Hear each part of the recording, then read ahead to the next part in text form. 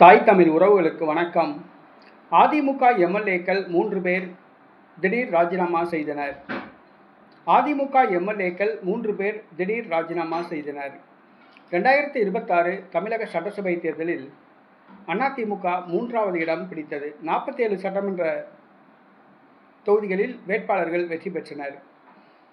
இதில் 25 பேர் வேலுமணி ஆதரவாகவும் 22 பேர் எடப்பாடி பழனிசாமிக்கு ஆதரவாகவும் இருந்தனர். வேலுமணி ஆதரவாளர்கள் 3 எம்எல்ஏக்கள் தற்பொழுது தங்களுடைய பதவியை ராஜினாமா செய்துள்ளார்கள். சபாநாயகர் ஜேசிடி பிரபாகரனை சந்தித்து தங்களுடைய எம்எல்ஏ பதவியை ராஜினாமா செய்துள்ளனர். மதுராந்தகம் தொகுதியை சார்ந்த மரகதம் குமாரவேல், தாராபுரம் தொகுதியை சார்ந்த சத்யபாமா, பெருந்துறை தொகுதியை சார்ந்த ஜெயக்குமார், இந்த 3 அதிமுக சட்டமன்ற உறுப்பினர்களும் தங்களது சட்டமன்ற உறுப்பினர் பதவியை ராஜினாமா செய்துள்ளனர். அவர்கள் தமிழக வெற்றி கழகத்தில் இணைய உள்ளதாக கூறப்படுகிறது.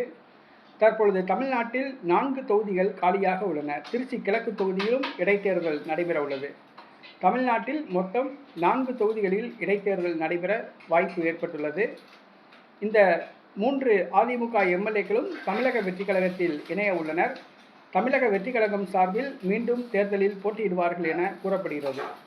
தற்பொழுது அதிமுக எம்எல்ஏக்கள் 3 பேர் ராஜினாமா செய்தது எடப்பாடி பழனிசாமிக்கு மிகுந்த ஒரு அதிர்ச்சியை கொடுத்துள்ளது.